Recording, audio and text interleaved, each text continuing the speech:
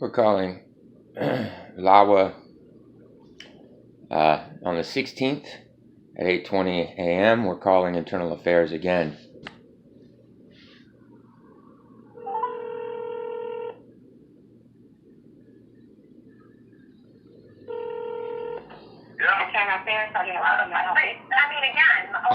Hi, good morning, ma'am. My name is Aaron Fanning.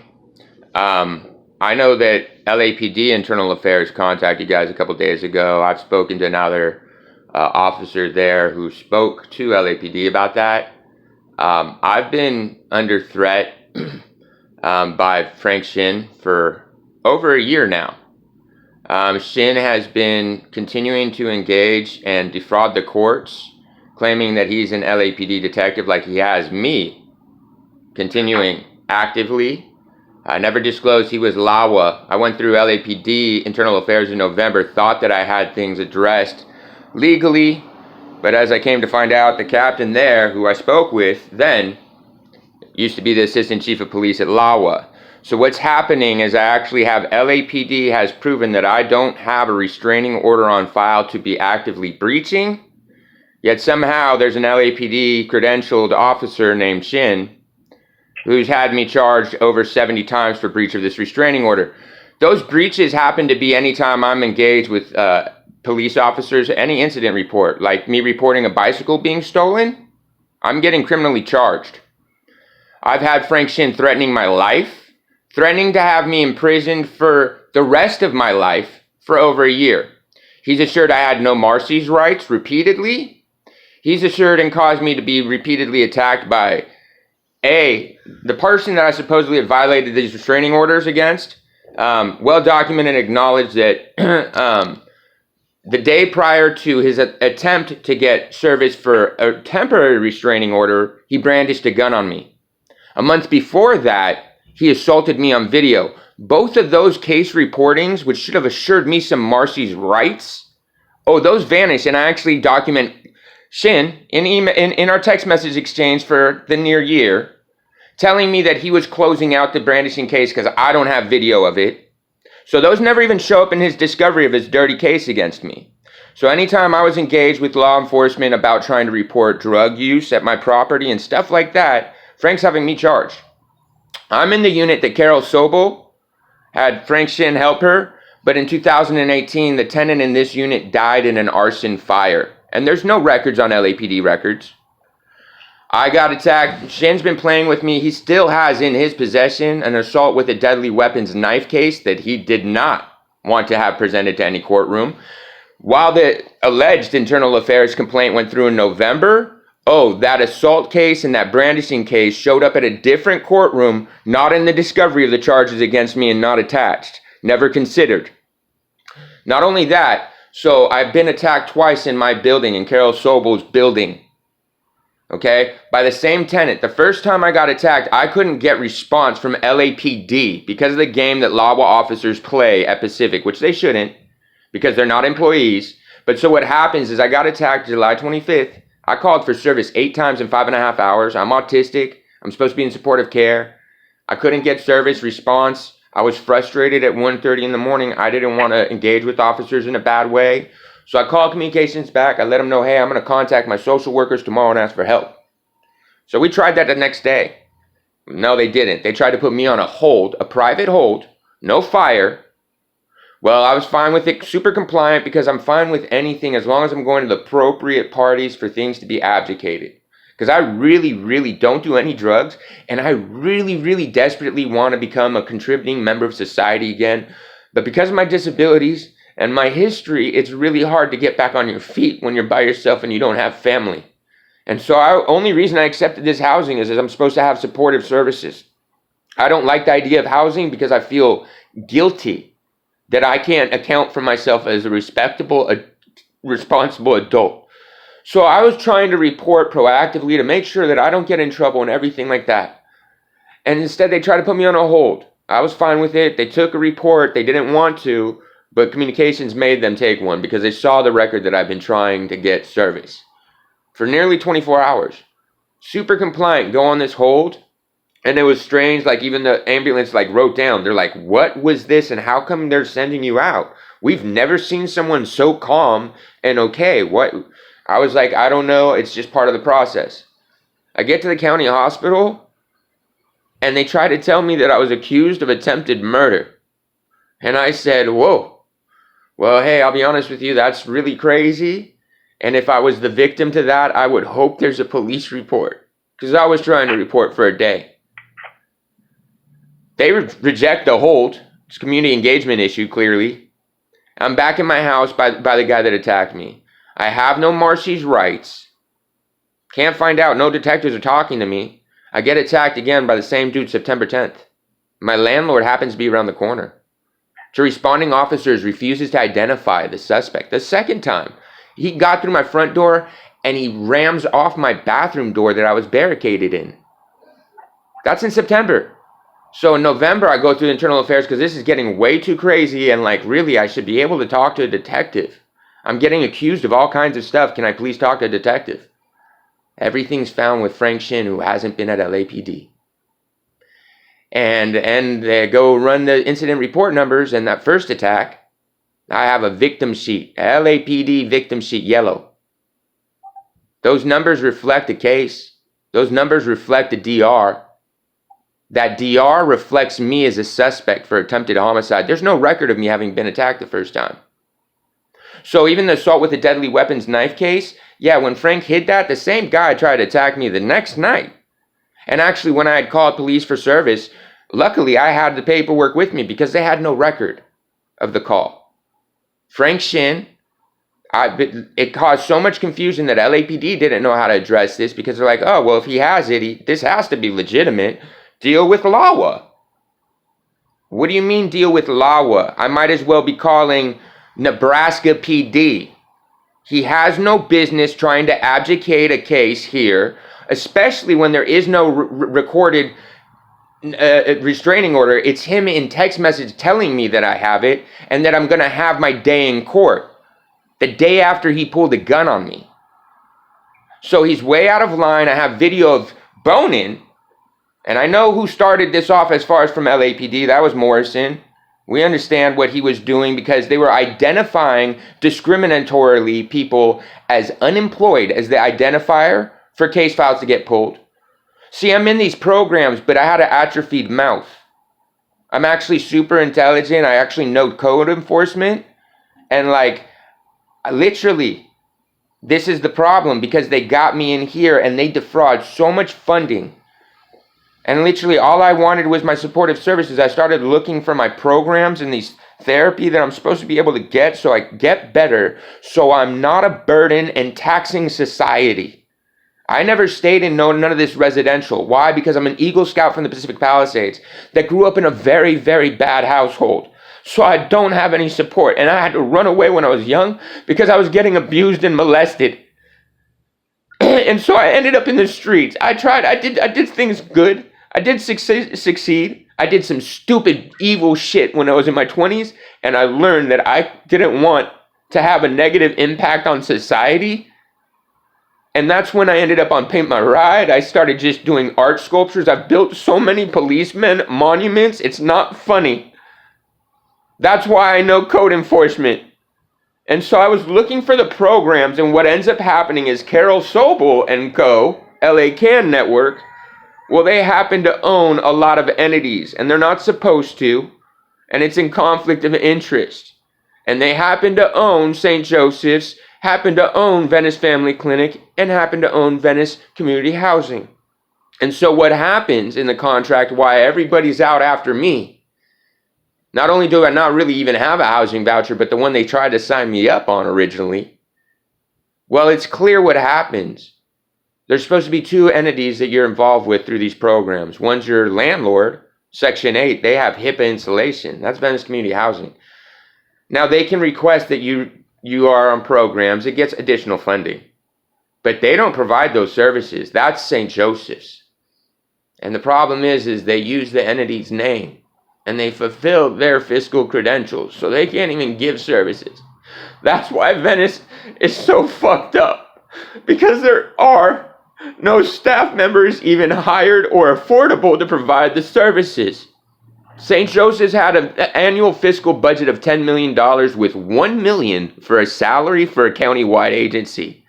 There's their Venice Family Clinic that only owns 236 apartments and only can get rent for those, had a $32 million budget.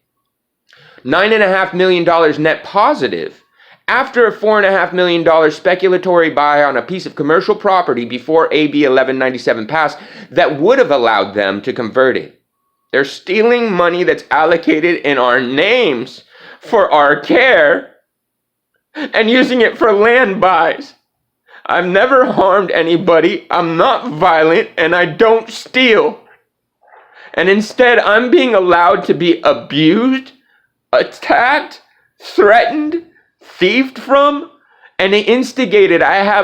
Before Shin changed his cell phone, when he told me in November he wouldn't identify where he was at or his serial, he gave me a fake serial to give Internal Affairs, told them have him call my cell phone. Still hasn't identified that he's one of your officers. And in court, he told me, you have a $50,000 warrant and you're going to go to jail. I was like, that's cool. Don't contact me again. I show up for court when I get my arraignment because somehow I get arrested at Overland and National by UCLA police. Super compliant, whatever. I was glad to go with them because I knew I had a warrant, because I never got any mail. But I was glad because, they were being respectful. I wanted to get into custody respectfully because I don't want to get hurt. My jaw was so kicked in that if someone touches it wrong, it's going to implode. And I starved like 25% of my body weight off. And I'm not a big guy. And it was terrifying for 9 months to sleep with a pair of wire cutters with no support, knowing that I wasn't going to die if I puke. And I have to cut my own jaw out. And it was in 5 pieces. So I'm scared of going into custody wrongly. I just want to make sure everything's cool and I'm compliant and I don't have this record of being some dangerous guy. So I go to high security and I get fucked up. And so Shin is continuing to act like he's LAPD using his credentials. The other officer from Internal Affairs knew this days ago. I got assaulted by an LA Can Network employee on July 5th, and guess what I found him doing? Declaring that he was reporting outside of LAPD about me and accusing me of attempted murder and stuff. I've never engaged with the dude except for the day that he assaulted me. I'm not safe, and I need to be safe from Frank Shin and Delgado. I literally, the day that first see him, I didn't know it was him because they had called me the day before because I'd been trying to arrange for help to follow up at reporting after the first one we reported of me getting assaulted on video when St. Joseph's took me to LAPD to report that. And then so I go for a follow-up, which they put up for 2 weeks. They kept delaying, and I was like, no, this is time sensitive. I haven't got an investigative slip. I can't let this go. It's been over a month. I need to follow up with LAPD to see what's going on. This man lives across the street. It's escalating. I need to be safe. I don't want to put myself in liability. He's a homeowner. I want to be able to live in this community. I grew up here. This means a lot to me to have this opportunity. I really don't want to mess up. And so when they take me down there on June 26th, we arrive back. I'm on video not leaving my house except for going to LAPD. I'm on video. There's video. I have acknowledged from my landlords acknowledging there's video of the dude with a gun. That they were going to get me a copy of it. And I have Shin telling me they don't have to. But anyway, the day when I go on June 26th, I get back home. I'm dropped off. I go back in my unit because I won't leave my unit because I'm at liability and at risk and at threat. And I knew that the safest place for me to be was at my house, where I could be accountable for myself. And sure enough, up comes a cop car, and all of a sudden I hear him going, hey, officer. And they're pointing at graffiti on the wall, and then he starts pointing up at me. And I tell the officer, Trisdale, I go, man, hey, sir, honestly, I have nothing to do with that. I'm on video, I've been in my home, And the only other place I just left the detective's office trying to document and speak about my filing about him. You know what I mean? Like, I didn't. And what ends up happening? The next day, Frank Shin shows up. Frank Shin and Delgado with their badges and gun, don't tell me what they are, and are telling me that they're investigating me for some serious crimes. And they're accusing me of doing that graffiti. And I tell them again, I'm like, yo, I was in the police station for sure. I had nothing to do with that. I have no intention on that man. At that point, I had a whistleblower complaint in with the city finance office because he was running an illegal hotel. And I had code violations for that were very well documented in with code enforcement. I was trying to address things civilly because I knew I was disadvantaged. And when he attacked me, my landlord said that he was claiming that I had hit and run him.